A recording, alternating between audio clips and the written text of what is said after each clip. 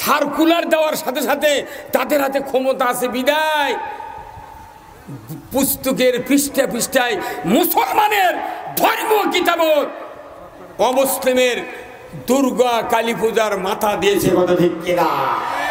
কারণ কি, কারা খারাপ কাজের সার্কুলার দেশে ক্ষমতার কারণে এই অযোগ্য কথাগুলি বই পুস্তকে কায়েম হয়ে গিয়েছে। আর আমরা কোরআন শরীফ থেকে বলছি কথা, থাকতো কায়েম হওয়া উল্টো মামলা, কতক্ষণ উল্টো মামলা, উল্টো হামলা, উল্টো খুন, উল্টো আইনের ঘর, কথা ঠিক কিনা? যে দেশে শতকরা 92% মুসলমানের দাবিদার, সেই দেশে মাহফিল অনুমতি নিয়ে করা লাগতেছে। এইবার আর লাগিচ্ছে, হা হা হা, কি কথা, কি শান্তি। হ্যাঁ, আমাকে মুখের কাছ থেকে কিছু কিছু লোক এই 16 বছর আগে মাউথপিস ঘুরিয়ে দিয়ে বলিছে কানের পট্টি গরম করে দেবো। আবার কিছু কিছু নেতা তারা এসে আমাকে বলছে, হুজুর আপনি কথা দেখে শুনে বলবেন। আমি তখন মাথার থেকে পাওয়া পর্যন্ত দেখি যে পায়খানা করলে ঢিলে কুলুপ নেওয়া মুস্তাহাব, শীতের সময় কোন ঢেল আগে, গরমের সময় কোন ঢেল পরে, এটাই জানে না। আমাকে কাছে টর্চারিং করে, হুজুর দেখে শুনে কথা কবেন। তখন মনির দুঃখে আমি বলতাম যে ভাই, আমি তো কোরআন মুখস্থ করে যাচ্ছি, তা আপনারা কোরআন আপনি নিয়ে পেছনে বসে আমাকে কয়া কয়া দেন, আমি শুনে শুনে বলি। কতক্ষণ না দেখে তুই আর জাসত নেই, কি নেতা, বাপরে বাপ। ওক যদি বলা হয় তুই না এসার নামাজের আকামত দিতে পারবি, হ্যাঁ পারবি। আলহামদুলিল্লাহ আলহামদুলিল্লাহ নাহমাদুহু ওয়া নাস্তাঈনুহু ওয়া নাস্তাগফিরুহু ওয়া নু'মিনু বিহি ওয়া নাতাওয়াক্কালু আলাইহি ওয়া নাউযু বিল্লাহি মিন শুরুরি আনফুসিনা ওয়া মিন সাইয়্যাতি আ'মালিনা মান ইয়াহদিহিল্লাহু ফালা মুদিল্লা লাহু ওয়া মান ইউদ্লিলহু ফালা হাদিয়া লাহু ওয়া নাশহাদু আল্লা ইলাহা ইল্লাল্লাহু ওয়াহদাহু লা শারীকা লাহু ওয়া নাশহাদু আন্না সাইয়্যিদানা ওয়া হাবিবানা ওয়া মাওলানা মুহাম্মাদান আবদুহু ওয়া রাসূলুহু আল্লাযী আরসালাহু বিল হাক্কি বাশীরান ওয়া নাযীরান ওয়া দাঈয়ান ইলাল্লাহি বিইذনিহি ওয়া সিরাজাম মুনীরা ফাকাদ ক্বালা আল্লাহু তাআলা ফি কালামিহিল মাজিদ ওয়াল ফুরকানিহিল হামিদ আউযু বিল্লাহি মিনাশ শাইতানির রাজীম বিসমিল্লাহির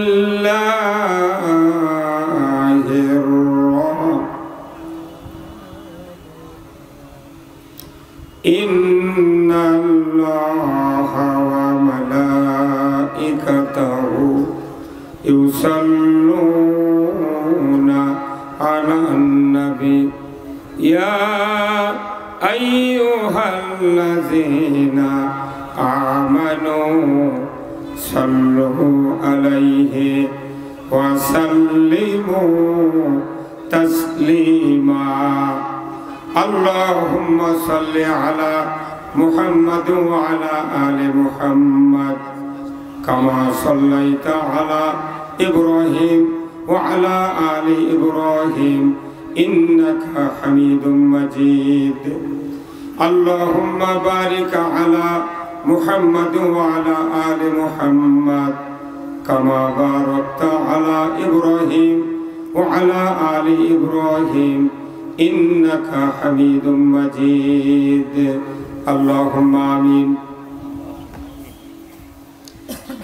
রব্বানা যালামনা আনফুসানা ওয়া ইল্লাম তাগফির লানা ওয়া তারহামনা লানাকুনান্না মিনাল খাসিরিন। রব্বুল আলামিন গোদারপাড়া কেন্দ্রীয় ঈদগাহ মাঠ কমিটির উদ্যোগে আয়োজিত আজকের এই একদিন ব্যাপী দ্বিতীয় অধিবেশন তাফসীরুল কোরআন মাহফিলে বসে শত শত ইমানদার নরনারীকে নিয়ে কয়েকবার দরুদ ও সালাম পাঠ করে শাহী দরবারে হাত তুলেছি। মেহেরবানি করে আমাদের সকলের জীবনের গুনাহগুলি আপনি মাফ করে দিন। আয় আল্লাহ তাআলা, এই ঈদগাহ মাঠ যারা নির্মাণ করেছেন, মাহফিলের যারা আয়োজন করেছেন, আমরা যারা কোরআন শোনার জন্য দূর দারাজ থেকে এসেছি, আমাদের ভেতরে যারা দরদের বাপকে হারিয়েছি, কবরগুলিকে জান্নাতের বাগান বানায়া দিন। আয় আল্লাহ তাআলা, 18 কোটি ইমানদারের দেশ বাংলাদেশ, এ দেশটাকে আপনি কোরআনের জন্য কবুল করে নিন। রব্বুল আলামিন, কি কথা বলবো জানি না, যে কথা বললে আপনার বান্দা বান্দীদের দুনিয়া এবং আখিরাতের কল্যাণ হবে, সেই কথাগুলি আমাকে বলার তৌফিক দিয়ে দেন। সুবহানা রাব্বিকা রাব্বিল ইজ্জাতি আম্মা ইয়াসিফুন ওয়া সালামুন আলাল মুরসালিন ওয়ালহামদুলিল্লাহি রাব্বিল আলামিন। আলহামদুলিল্লাহ, লাখো কোটি দরুদ ও সালাম বিশ্ব মানবতার মুক্তির দিশারি, যিনি হলেন তাম পৃথিবীর শ্রেষ্ঠ নবী, শ্রেষ্ঠ রাসূল। আর এই রাসূলকে যিনি পৃথিবীতে সর্বশেষে পাঠিয়ে দিয়েছেন, সেই মুনিবের দরবারে আমরা লাখ কোটি শুকর গুজর হচ্ছি, যে মুনিব আমাদেরকে গোদারপাড়া কেন্দ্রীয় ঈদগাহ মাঠ কর্তৃক আয়োজিত দ্বিতীয় অধিবেশন বিরাট তাফসীরুল কোরআন মাহফিলে হাজির হয়ে কোরআন, ইসলাম, রসুলের বাস্তব জীবন শোনা, জানা এবং মানার সুযোগের পথে বসার সুযোগ করে দিয়েছেন। সেই জন্য সেই মুনিবের দরবারে শুকরিয়া আদায় করছি। সবাই পড়ছি আলহামদুলিল্লাহ, আরো জোরে সোরে পড়ি আলহামদুলিল্লাহ। লাখো কোটি দরুদ ও সালাম বিশ্ব নেতা, বিশ্ব নবী, যিনি হলেন তাম পৃথিবীর শ্রেষ্ঠ পিতা, শ্রেষ্ঠ নানা, শ্রেষ্ঠ স্বামী, শ্রেষ্ঠ রাখাল, যিনি তাম পৃথিবীর শ্রেষ্ঠ সেনাপতি এবং তাম পৃথিবীর সর্ববৃহৎ, প্রথম যেদিন মদিনার রাষ্ট্র কায়েম হয়েছিল, সেই রাষ্ট্রের তিনি ছিলেন সফল একজন রাষ্ট্রনায়ক। বলুন ঠিক কিনা? রসুল সফল রাষ্ট্রনায়ক, এটা কি মেনে নিতে সমস্যা? তাহলে সবাই কেন বললেন না ঠিক? আল্লাহ রাসূলের নেতৃত্ব যদি কেউ মেনে না নিতে পারে, তার জীবনের কোনো ইবাদত আল্লাহর কাছে কবুল হবে না। কথা ঠিক কিনা? আসল কাজ হলো রসুলের নেতৃত্ব মেনে নেওয়া। আমরা এই বাংলাদেশ দ্বিতীয় বৃহত্তম মুসলিম রাষ্ট্র, আমাদের এদেশে দাড়ি, টুপি, পাঞ্জাবি, মসজিদ, মাদ্রাসা, জিকির, আজকার, হজ, উমরা, ইসলামের যতগুলি আনুষঙ্গিক ধর্মীয় বিষয় রয়েছে, এইগুলির প্রতি আন্তরিকভাবে বিশ্বাস রাখতে পারি। কিন্তু রসুলের নেতৃত্বে কোরআন দিয়া 12.5 লক্ষ বর্গ মাইল শাসন করেছেন, যে রসুল তার আদর্শ দিয়ে আমরা আদর্শ মানতে নারাজ। কথা বলেন না কেন? আদর্শ মানতে নারাজ।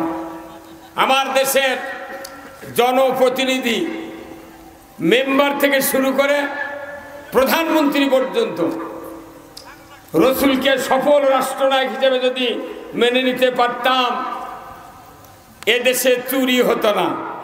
কথা বলেন?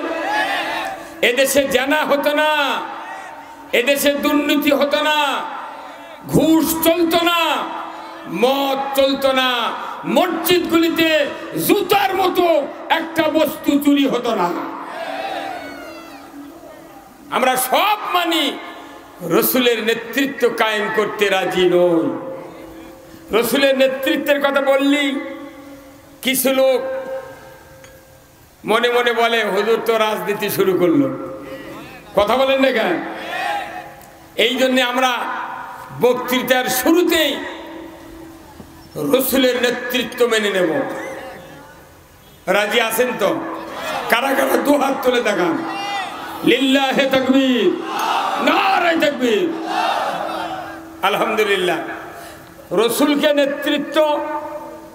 রসুলের নেতৃত্ব মেনে নেওয়া আর ইসলামকে মেনে নেওয়া যখন মানুষের আসল কর্তব্য মনে হবে, তখন এই কোরআনের বক্তব্য শুনলে মানুষের ঈমান বাড়বে।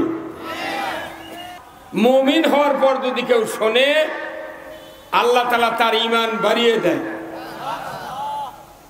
কোরআন ছাড়া ঈমান মানুষের বাড়তে পারে কার কথা? আল্লাহর কথা। তাহলে আমাদের ঈমানকে বাড়ানোর জন্য কোরআন শুনতে হবে, কোরআন বুঝতে হবে, কোরআন জানতে হবে। কথা ঠিক কিনা? আল্লাহ তাআলা কোরআনুল কারিমে বলছেন, ইন্নামাল মুমিনুনা আল্লাযীনা ইযা যুকিরাল্লাহ ওয়াজিলাত কুলুবুহুম ওয়া ইযা তুলিয়াত আলাইহিম আয়াতুহু জাদাতহুম ঈমানা ওয়া আলা রাব্বিহিম ইয়াতাওয়াক্কালুন। আল্লাহ বলছেন, নিশ্চয় যারা মুমিন তাদের সামনে আল্লাহর জিকির, পুরা কোরআন কার জিকির? আল্লাহর জিকির। এই কোরআনে আল্লাহর জিকির, আল্লাহর বয়ান, আল্লাহর কথা, আল্লাহর বক্তব্য, আল্লাহর ওয়াজ, আল্লাহর নসিহত যদি মুমিনের সামনে কানে পড়ে, আমার আল্লাহ বলছেন ওয়াজিলাত কুলুবুহুম, অন্তর থরথর করে কাঁপতে হবে। ধরে কোন আল্লাহু আকবার। আল্লাহর কথা শুনে আল্লাহর নাম উচ্চারণ করলে মানুষের অন্তর তখনই কাঁপবে যখন ওই মানুষের ভেতরে মুমিনের যোগ্যতা পয়দা হবে। তাহলে আল্লাহর কথা কখন ভালো লাগবে? যখন আমরা মুমিন হব। কি ভাই, কথা ঠিক কিনা? যদি মুমিন না হয়, তাহলে আল্লাহর কথা শুনলে আমাদের কি ভালো লাগবে? কি লাগবে? তখন কি হবে? তখন শরীর চুলকাবে। কথা বলেন, কি চুলকাবে? শরীর। পূর্বেও কোরআন যখন নাজিল হয়েছে ১৫০০ বছর আগে, আল্লাহ রসুল যখন কোরআনের কথা বলেছেন, তখন কিছু লোক ঈমান এনেছিলেন আর বেশিরভাগ লোকের গা জ্বালা হয়েছিল। কথা ঠিক কিনা? আজকে তাম পৃথিবীতে ঈমানদার মুসলমানকে দুনিয়ার থেকে বিদায় করার ষড়যন্ত্র চলছে, ইসলামকে বিতাড়িত করার ষড়যন্ত্র চলছে। ঠিক এই সময় যখন আমরা কোরআনের কথা বলছি, তখনও দেখা যায় অনেক লোকের কোরআন শোনার পর মাথা গরম হয়, গা চুলকায়, রাগ পয়দা হয়। কথা ঠিক কিনা? কোরআন শুনলে রাগ পয়দা যদি হয়, নির্ঘাত ওই লোক জান্নাত থেকে বিতাড়িত। এই কথা ঠিক কিনা? ভাইরা আমার, আল্লাহ রাব্বুল আলামিন কোরআনুল কারিমে বলছেন, মুমিন হইলে অন্তর থরথর করে কাঁপবে আল্লাহর কথা, আল্লাহর জিকির, আল্লাহর নাম যখন উচ্চারণ তার কানে পড়বে। ২ নাম্বার, এই মুমিন যখন কোরআন শুনতে পাবে। ওয়াইজা তুলিয়াত আলাইহিম আয়াতুহু, কোরআনের আয়াত যখন তাদের সামনে তেলাওয়াত করা হবে, সে যদি মুমিন হয় তার গতি হবে আল্লাহর দিকে। কার দিকে? আল্লাহর দিকে। মানুষের গতি দুই দিক যায়, একটা হলো আল্লাহর দিকে আর একটা হলো শয়তানের দিকে। কথা ঠিক কিনা? তাহলে এই কিতাব কার কিতাব? আল্লাহর কিতাব। এই কিতাব যারা পড়েছি, আপনারা যারা পড়েছেন, এই কিতাবের ভেতরে কয়টি দলের কথা আছে? যেরকম কয় দল সবাই জানতে হবে। তাছাড়া দল যদি না চিনেন, দল যদি না বোঝেন, তাহলে কোন দল আপনি করবেন আপনিও জানবেন না। তাহলে কোরআনে কয় দল? যেরকম দুই দল। কয় দল? দুই দল। এক নম্বর দল কার? আল্লাহ। আরবি হলো হিজবুল্লাহ আর হিজবুর শয়তান। একটা আল্লাহর দল আর একটা শয়তানের দল। বলুন তো, এই আল্লাহর দলের প্রতিষ্ঠাতাকে? হ্যাঁ, আল্লাহ, তাই না? আল্লাহর দলের প্রতিষ্ঠাতা আল্লাহ নিজেই। আল্লাহু আকবার। তাহলে আল্লাহর দলের প্রতিষ্ঠাতা আল্লাহ নিজেই কিতাব নাযিল করছেন তিনি। আবার ওই আল্লাহর দলের কিতাবই হলো কোরআন। তাহলে এই কোরআনটা মূলত আল্লাহর দলের কিতাব। এই কথা কোন জায়গা? কার দলের কিতাব? তাহলে আল্লাহর দলের কিতাবে কার পক্ষে কথা আছে? হ্যাঁ, তাহলে আল্লাহর পক্ষের কথা কোরআন পুরোটা ভর্তি। এই আল্লাহর পক্ষে যখন কথা হবে, তখন দেখা যায় যারা আল্লাহর আল্লাহর পক্ষে নাই, তাদের কোরআনের কথা স্বাদ লাগে না। এই জন্যে কোরআনকে মেনে নিতে গেলে আল্লাহর দলের কিতাব হিসেবে মানতে হবে। কথা ঠিক কিনা? অথচ কিছু কিছু লোক বলে, ভাই নামাজ কালাম পড়বো, উমরা হজ করবো, ইতিকাফ করবো, রোজা করবো, ওর দলাদলি ফালাফালির মধ্যে নাই। উনি নির্দলীয় তত্ত্বাবধায়ক হবে।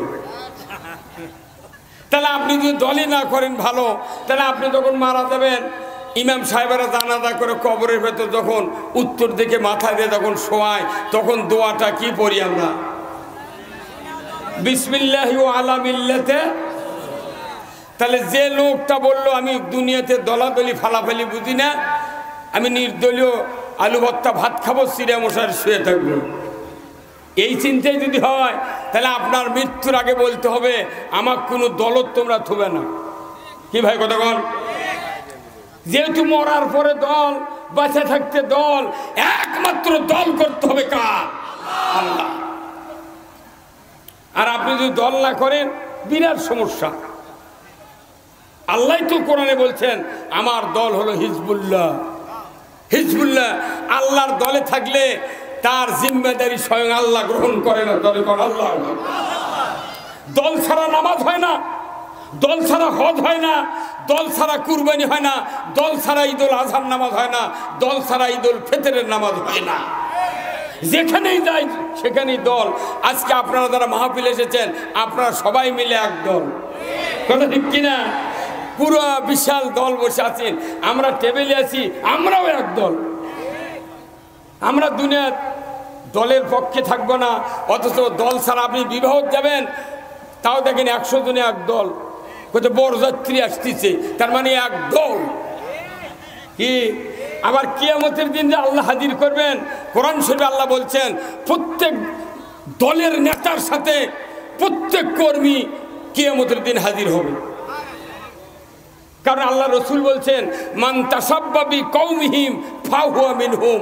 যে ব্যক্তি যে দলের সাথে, যে গ্রুপের সাথে চলা ফেরা, ওঠা বসা, তাহাজ্জুদ তামাদ্দুন দুনিয়াতে রত ছিল, তার সাথে কিয়ামতের দিন হাসর নাসর হবে।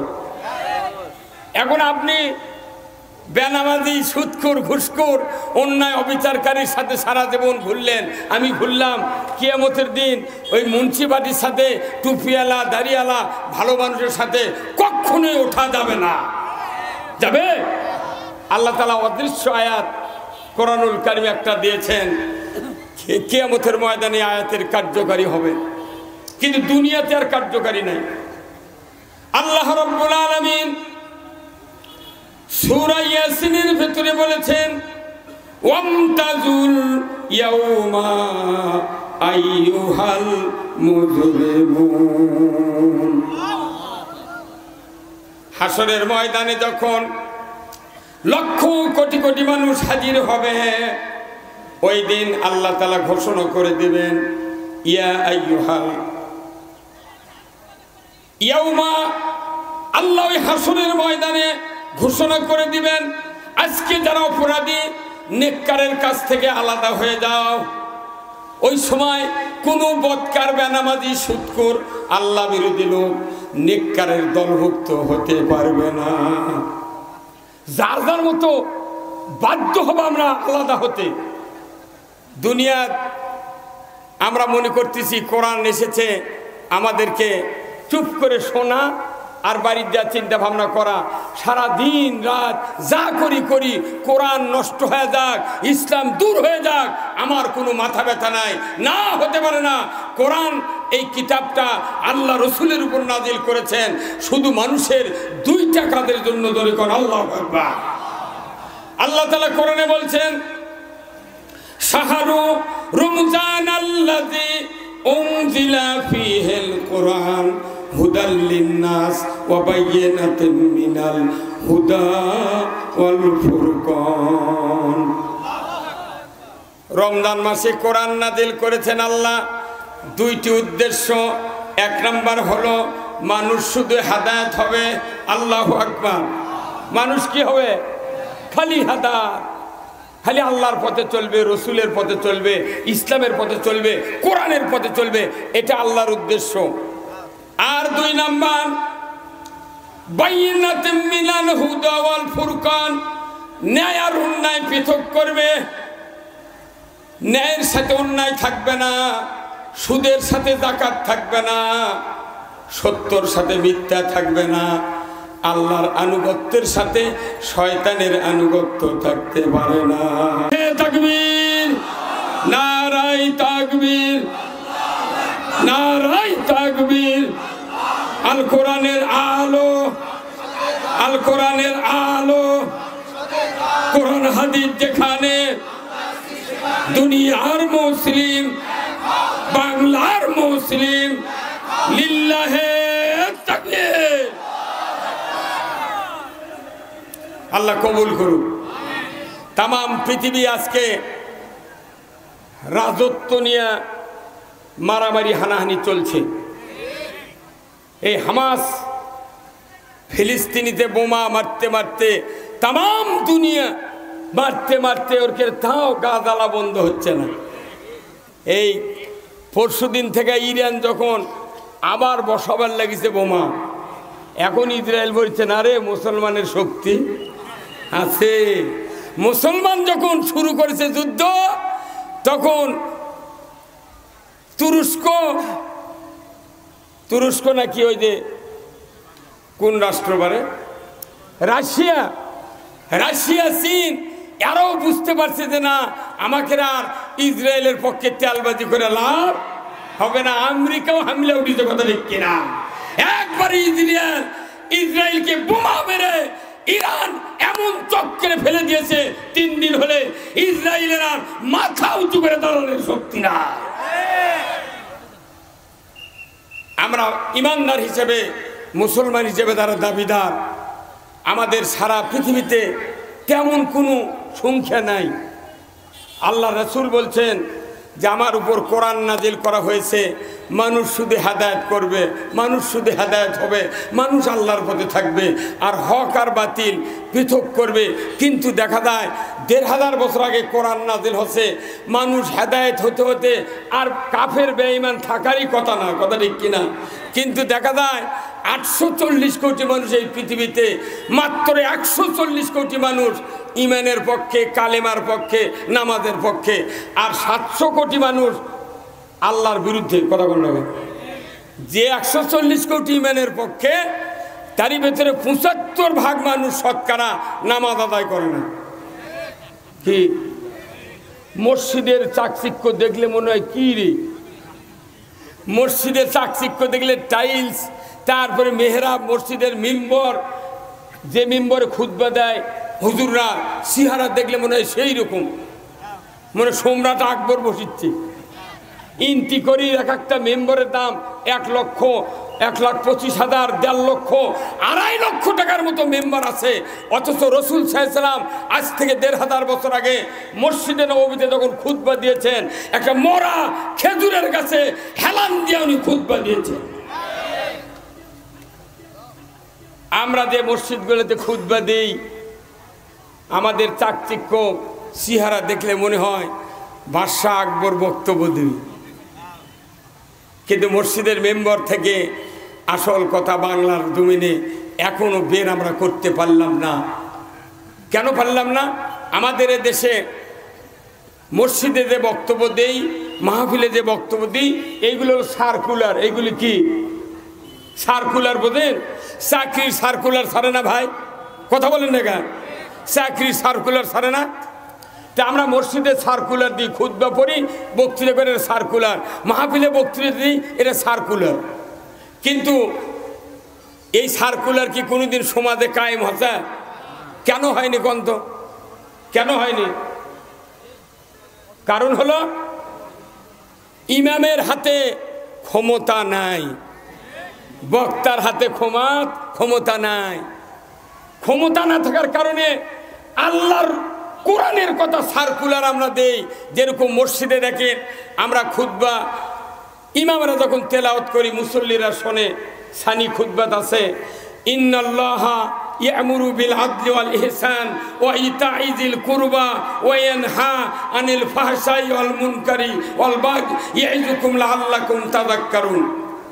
নিশ্চয় আমি আল্লাহ হুকুম দিচ্ছি, আদেশ দিচ্ছি, তোমরা ন্যায় বিচার করো, নাফরমানি, ফায়সা, হারাম, অশ্লীল কাজ থেকে দূরে থাকো। এইগুলির থেকে পরহেজ থাকা সবচেয়ে বড় জিকির। সবচেয়ে বড় কি? জিকির। কিন্তু এই জিকিরের কথা খুতবাত হয়, কিন্তু ফায়সা, অন্যায় কাজের থেকে আমরা বাঁচতে পারতেছি ভাই? এই জনগণ বাঁচতে পারতেছি? আচ্ছা বলেন তো, লটারি হারাম না হালাল? তাহলে বগুড়া শহরে কমপক্ষে 250 মসজিদ আছে। এই বগুড়াতে লটারি চললো, মাথায় নষ্ট মামা, কথা কোন টাকা? আমি তো ফ্যানটা এই দিক দিতে বলছি, ফ্যান ওই দিক কেন দেওয়ার কারণ কি? তুমি নামে দাও, এখানে আরো এই দিক দিয়ে দাও, মাইকের কিছু সাউন্ড হবে, এই দিক সোজা করে দাও। না ঠিক হয়নি, বোঝে না। সার্কুলার যে চালু হয় না, এর কারণ কি? বক্তা ইমামকে হাতত ক্ষমতা নাই। যদি সার্কুলার দিয়ে যদি জান্নাতে যাওয়া যেত, আল্লাহ রসুলের ওহুদের যুদ্ধে, বদরের যুদ্ধে, হুনাইনের যুদ্ধে, তবুকের যুদ্ধে শাহাদাত বরণ করা লাগতো না। এতগুলো মসজিদ, এতগুলো মাদ্রাসা বগুড়া শহরে চলে, আর জয়পুরহাট থেকে আসে রাজ্জাক মামা লটারি চালায়। 2300 সিএনজি দিয়ে পুরো বগুড়া জেলার প্রত্যেকটি থানা, প্রত্যেকটি ইউনিয়ন জাহান্নামের গর্ত বানায়। এখানে এসপি থাকে, ডিসি থাকে, নেতা থাকে, খেতা থাকে, কিন্তু অন্যায়ের প্রতিবাদ করা যায় না। নির্বিঘ্নে ইমানদারের সমাজে লটারি চলছে, জুয়া চলছে, জেনা চলছে, মদ চলছে। এইগুলি যদি আপনি নির্বিঘ্নে সহ্য করে যান, ইমান আছে বলে এটা আল্লাহর কাছে প্রমাণ হয় না। লটারি হারাম না হালাল? এতগুলো লটারি চললো, বগুড়াত কোনদিন মিছিল বার করছেন? হ্যাঁ, 20 টাকার টিকিট করে 5 লাখ টাকার R15 গাড়ি পাচ্ছে। কতক্ষণ? ভোটের সময় তো হাজারো নেতা বাড়ায়, মানে কি বাগা কয় হ্যাপি ওয়েট, কয় হ্যাপি ওয়েট প্রার্থী। উনি আবার কি হ্যাপি ওয়েট প্রার্থী? তোমার সামনে জুয়া চলে, জেনা চলে, লটারি চলে, বন্ধ করার বলার সাহস নাই। এইগুলি নেতা আবার হ্যাপি ওয়েট, এত বড় হ্যাপি ওয়েট যে দাড়ি কামে পলা চুগা। হ্যাঁ কথা বাপরে কি নেতা! সেনাবাহিনী ধরে নিয়ে না রিমান্ডে জিজ্ঞাসা করছে, দরবেশ সাহেব আপনি দাড়ি কামাচ্ছেন কে? তে বলিচ্ছে ইমান বাঁচান ফরজ না জীবন বাঁচান ফরজ। ওই জীবন বাঁচান ফরজ বলিছে, জীবন বাঁচানোর জন্য দাড়ি কামাতে বলে। তাহলে যার কেন দাড়ি কামাতেও কষ্ট হয় না, এরই নামের পূর্বে লেগেছে আল হাজ। 400 বার হজ করে কোনো লাভ হবে না, কারণ হজ করছে যারা হজ করছে, হজের ভেতরে একটা তালবিয়া আছে, ইন্নাল হামদা ওয়ান নিয়ামাতা লাকা ওয়াল মুল। ইন্নাল হামদা নিয়ামাতা লাকা ওয়াল মুল, নিশ্চয় সমস্ত প্রশংসা আপনার, আর সবচেয়ে বড় নিয়ামত হলো আপনার রাজত্ব। তাম বাংলাদেশে বর্তমানে 27,11,973 জন হাজিয়ার হাজার নিয়ে আসে। এই কয়েকটা হাজি যদি বাংলাদেশে ইসলাম কায়েমের ব্যাপারে রাষ্ট্রশক্তি কোরআন দিয়ে চলু এটার ব্যাপারে আন্দোলন করে, তোমারও বাংলাদেশে কোরআন বিজয় হতে বাধ্য।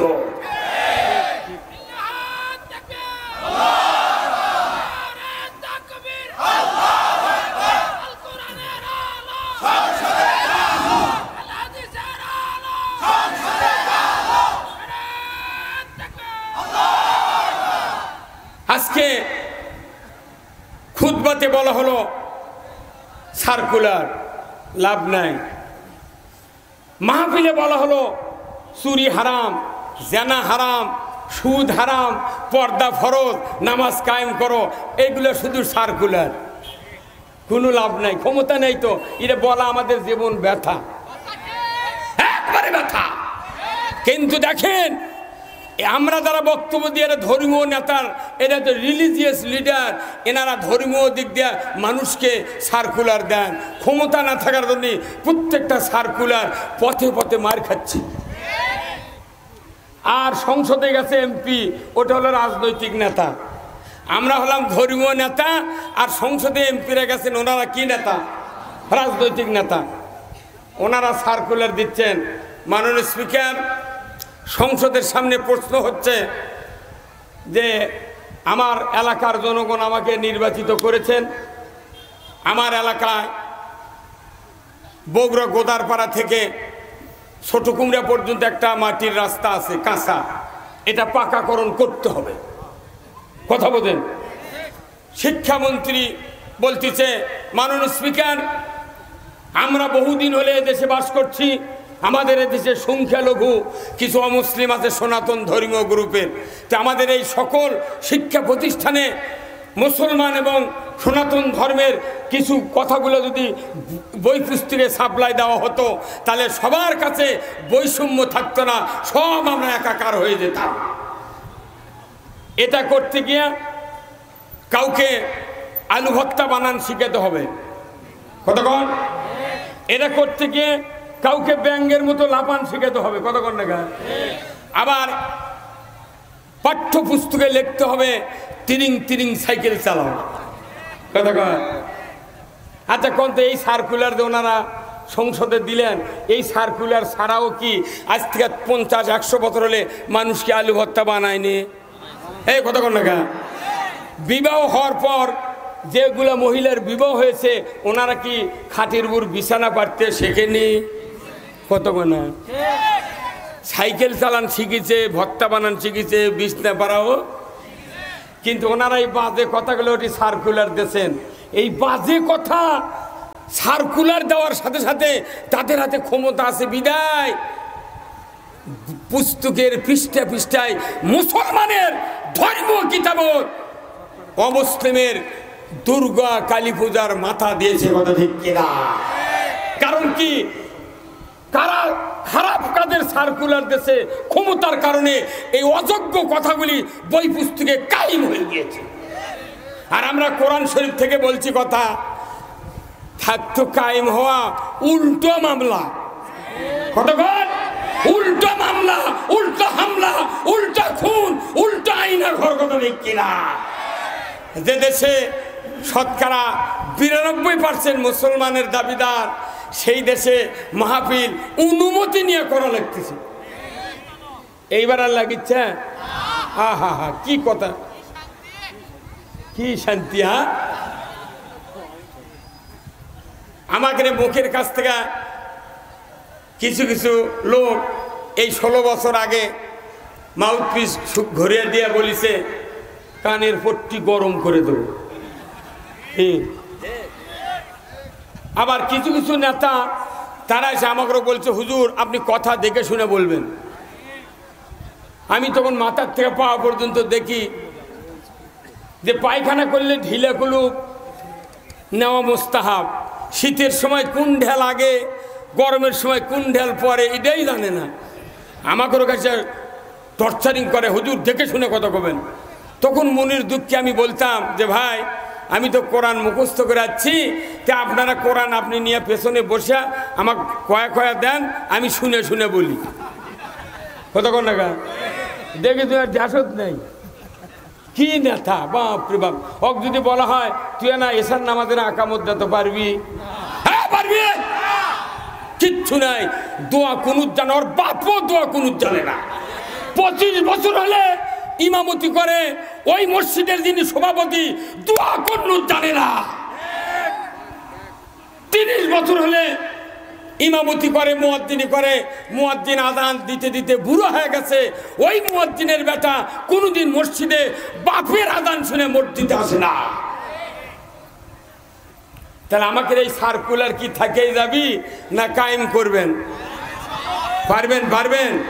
আচ্ছা কোথায় কি করলে কায়েম হবি বলেন তো, কি করা লাগবে? সবার সবার দায়িত্ব এই কোরআন বিজয় করা। নামাজ কায়েম করা যেরকম ফরজ, তার সে আরো 120 ডিগ্রি ফরজ হলো সমাজে আল্লাহর আইন কায়েম করা। রোজা করা যেরকম ফরজ, তার সে 60 ডিগ্রি বেশি জরুরি ইসলাম বিজয় করা। অথচ আমরা নামাজ, রোজা, হজ, যাকাত, তওবা, তিল্লাত, তাসবিহ, তাহলিল, জিকির, আজকার, দাড়ি টুপি নিয়ে মৌজ করতেছি। কোনদিন ইসলাম বিজয়ের কথা আজকের সমাজে বলে যারা, তাদের উপর মামলা হামলা, যারা বলে না তাদের গায়ে মশাও পড়ে না। ভাইরা আমার, আজ থেকে 1500 বছর আগে আল্লাহর নবী পৃথিবীর জমিনে আসলেন। ওনার বয়স যখন 17 বছর, হিলফুল ফুজুল গঠন করলেন সমাজের মানুষগুলিকে অন্যায়, অবিচার, জুলুম, নির্যাতন থেকে বাঁচানোর জন্য। 17 থেকে 23-24 চলে গেল বয়স, কোনো কাজ হলো না। মক্কাতে এত দুর্ভিক্ষ দেখা দিল, মক্কাতে খাদ্য নাই, অর্থ নাই। একদিকে রসুলের বাবা দুনিয়ায় বেঁচে নাই, মা বেঁচে নাই, দাদা বেঁচে নাই, শুধু চাচার কোলে হযরত আব্দুল্লাহর আপন ভাই ছিলেন আবু তালেব, তার কোলে কাকলে মানুষ হচ্ছেন। একদিন হঠাৎ করে আবু তালেব বললেন, মুহাম্মদ ভাতিজা, তোমার খাওয়া পড়ার জন্য আমার দরজা উন্মুক্ত, কিন্তু অভাব দেখা দিয়েছে, কি করা যায়, একটা কর্মের ব্যবস্থা করা দরকার। মুহাম্মদ সাল্লাল্লাহু আলাইহি ওয়াসাল্লাম নবী হন নাই, মাত্র 24 বছর বয়স। উনি বললেন, চাচা কি করতে হবে আপনি বলেন। আবু তালেব বললেন, মুহাম্মদ তোমাকে কর্মের ব্যবস্থা করে দেই। কোথায়? বলে এই মক্কাতে 7 জন ধনী মানুষ আছে, তার ভেতরে 3 নাম্বার ধনী হলেন হযরতে খাদিজা। তখন তার হযরত খাদিজা ছিল না, এখন যেরকম হযরত শেখ হাসিনা। কি কথা রে, এই জয়পুরহাটের এমপি তেল মারতে মারতে হযরত শেখ হাসিনা করছে। হে কথা কোন না, সাহস কিনে বা মৌলবী তুই জেলত তুলে থুসু আর মিয়াম তুই হযরত হাসিনা করছে, এত সাহস দিল কি? কথা কন। আবার ওই রাজশাহী বাগমারা মাহফিলে গেছিলাম দিনের বেলা, তো 15 আগস্ট একটা মিলাদ হচ্ছে। তেনা হুজুর কত তুমি একটু দোয়া করো, 15 আগস্টের জন্য দোয়া করো। বেচারা খুব আন্তরিক হয়, মিলাদ টিলাদ করে হাত তুলিছে, তোলার পর বলছে, মাবুদ, জাতির জনক বঙ্গবন্ধুকে যারা সপরিবারে হত্যা করেছে তাদেরকে জান্নাতুল ফেরদাউস দিয়ে দাও। কি মরদ রে! আচ্ছা, এই কথা যদি আমরা বলতাম সাথে সাথে ফাঁসি দিয়ে দিল উনি। হ্যাঁ, কথা কর। শিক্ষা প্রতিমন্ত্রী রৌমারী থানার শিক্ষা প্রতিমন্ত্রী 15 আগস্টে দোয়া করতেছে, মাবো বঙ্গবন্ধুকে তুমি জাহান্নামের সর্বোচ্চ জায়গায় স্থান দিয়ে দাও। আচ্ছা, এই দোয়া কবুল হয়ে গেছে রে পাগল, কথা কন না? ওর কেড়ে দোয়া আল্লাহ কবুল করছে, পালাবো না। কি এই কোরআনুল কারিমে একটা আয়াত আছে, এই পৃথিবীতে নাজিলের পর থেকে 2 বার এই আয়াত পৃথিবীতে কায়েম হয়েছে, 2 বার কার্যকারী ভূমিকা পালন করেছে। আজ থেকে 250 বছর আগে লক্ষণ সেন নেবে একটা রাজা ছিল, লক্ষণ সেন পলে গেছে রাজ্য থেকে, জনগণকে এত অত্যাচার করেছে, ওই যে পালায় গেছে, আর ফিরতে পারে নাই। 250 বছর পর বাংলাদেশ থেকে আমাদের দেশের একটা প্রধানমন্ত্রী পালিয়ে গেছে। কতক্ষণ?